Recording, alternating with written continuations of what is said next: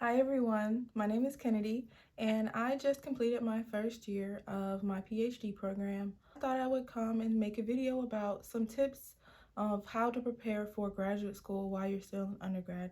Some of these tips I took advantage of and some of these I wish someone would have told me. So I'm getting my PhD in pharmacology and toxicology.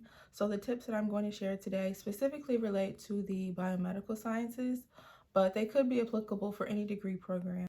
So my first tip is to form a good relationship with your professors.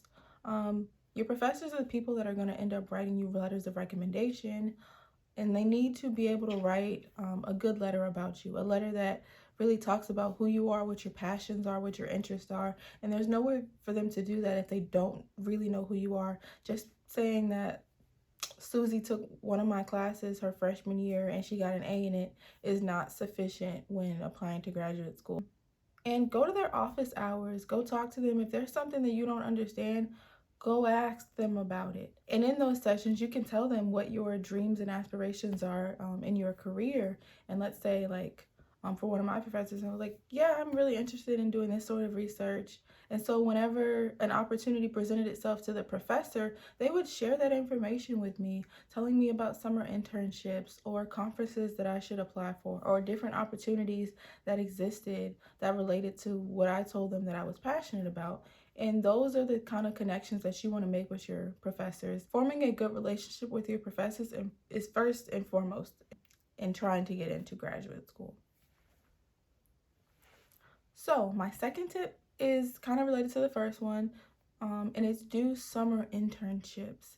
And summer internships are great opportunities for you to explore a new place that you've never been to before.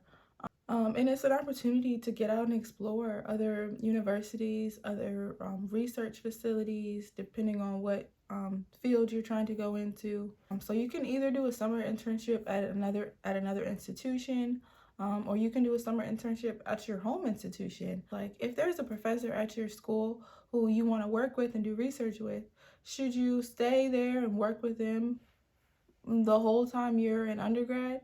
Or should you like take advantage of those summer internships and do those instead? Like do a different one every summer. And so I kind of try to do something sort of in the middle.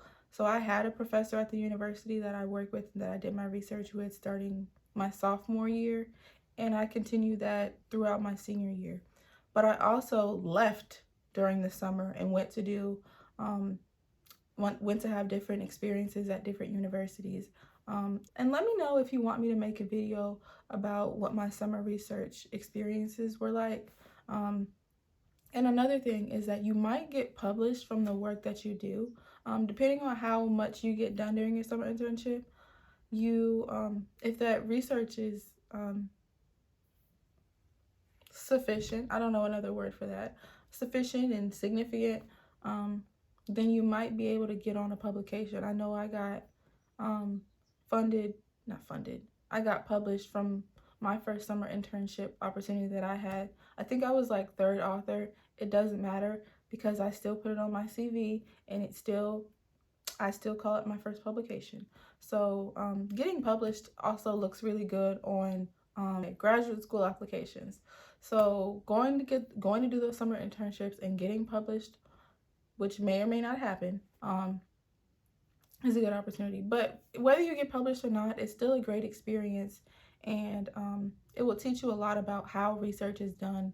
Because when you apply to graduate school and you haven't done any research ever, the graduate school is not going to be convinced that you really know what you're about to get yourself into. If you really don't know anything about the process, you probably won't get in. And I know that sounds harsh, but you need to have some sort of experience to tell you like, oh, I did this thing and I really enjoyed it. It made me really passionate about this field, and that's why I want to go in to study this thing.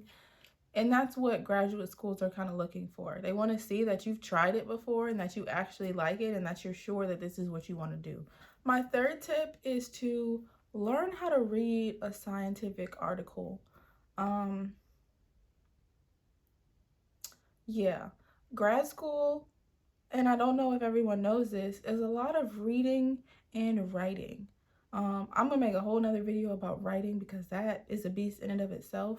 But reading a scientific article that relates to the field that you're gonna go into is an extremely important skill.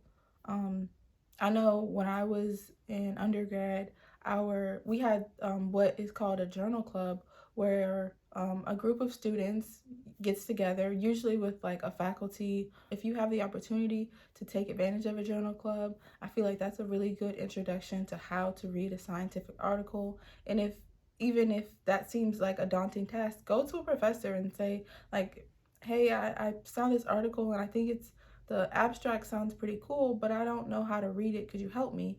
The instructor might give you some tips on how to read a scientific article, because you'll be reading so many articles when you're in graduate school that you might feel overwhelmed. Recognize, oh, here's a method I don't understand. Oh, here's another word I don't recognize. What does that mean? What does that mean? What is this? And you'll spend a whole lot of time Googling, but the more you read, the more you understand how articles are structured. And then by the time you get in grad school, you can read like 3 in a day, which is sometimes what you're required to do. Another tip that I have is to keep writing. When I was an undergrad, we have like 1 English or 2 English classes that we were required to take, but I took those when I was in high school, like through the community college.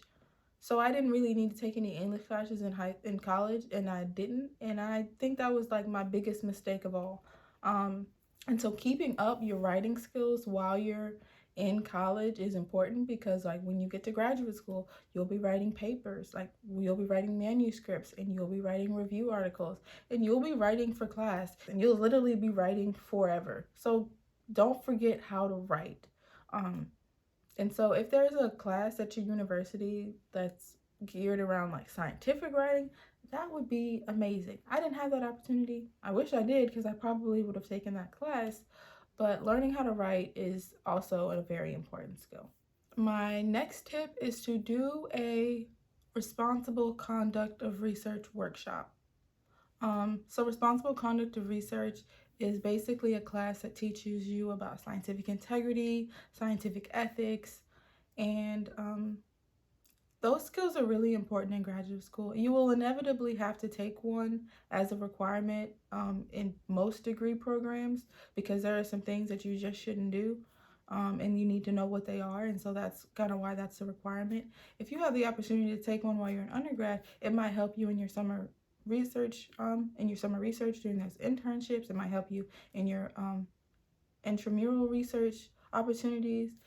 But it also just looks good. There's like, hey, I'm serious about research. I've taken this workshop. I've done this. Starting those early just shows how committed you are to the field and shows them that you're serious about graduate school.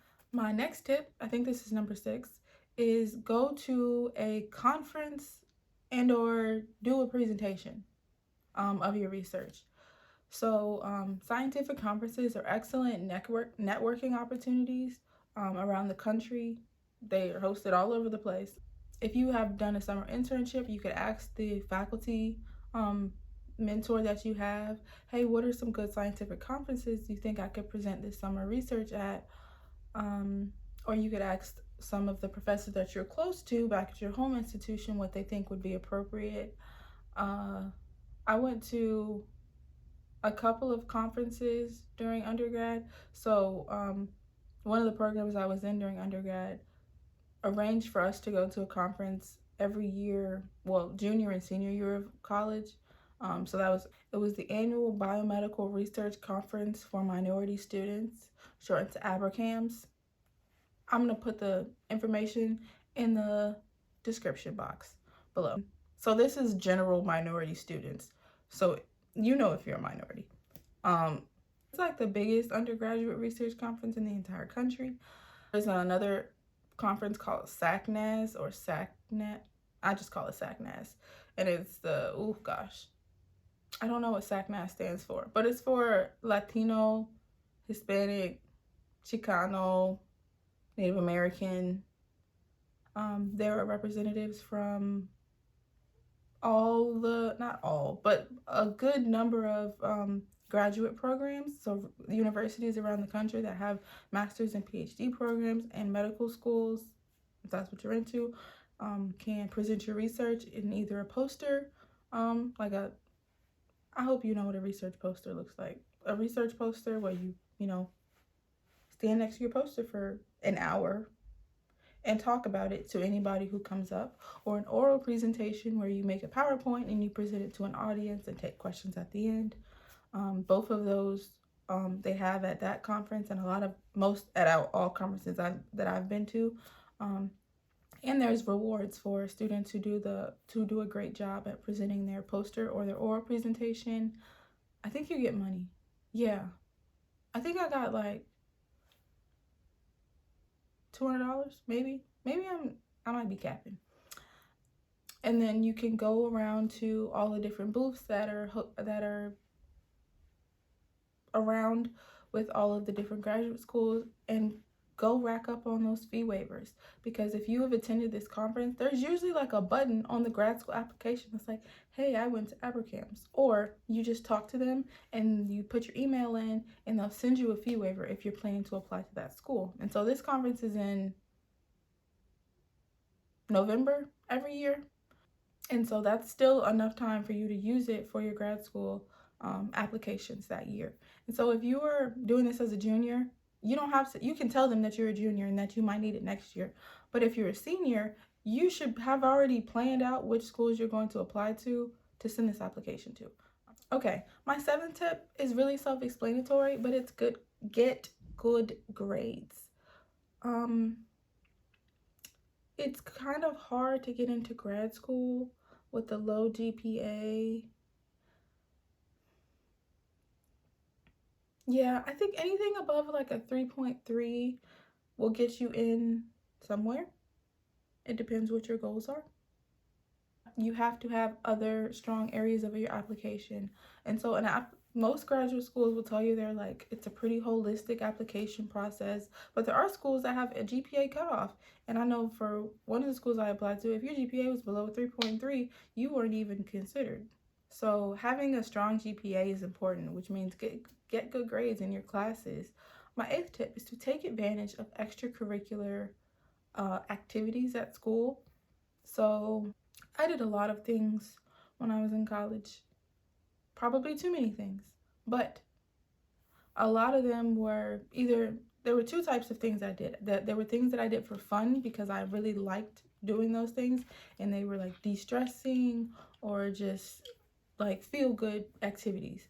And there were things that I did that were like professional or like resume boosting academic things. So I was a member of the student recruitment team when I was in undergrad. It did help me professionally, but I joined the club because it was fun and I enjoyed hanging out with other students who like to do the same thing. And most of them weren't really scientists, or not in the same way at least. On the other side, what did I do? I joined the honors college, which also was quite fun, but I will only stay in things if they're fun. But I joined honors college because I knew that it looked good, and it actually was an opportunity for me to take classes outside of the ones that were required for my degree. So I also was president of the chemistry club, and so that was resume boosting, although I just loved chemistry. I was a biochemistry major, by the way, during undergrad. So yeah, fun activities, resume boosting activities, take your pick. And then my last tip is get good scores on the GRE. So this is my last tip. It's becoming less and less relevant because a lot of schools are phasing out of standardized testing for their graduate school admissions process because they're realizing that the GRE is not a good indicator of how well a student will perform in graduate school. So look around and see if the school that you're applying to still requires GRE, and then if it does, study for it. Take a prep course if your university offers it. So those are my tips on how to prepare for graduate school while you are still in undergrad. If you like this video and if you want to see more videos like this, please like it and comment down below what things you're interested in seeing. If you want to see more videos about what I'm doing, subscribe to my channel. Okay, so thank you for watching and stay nerdy.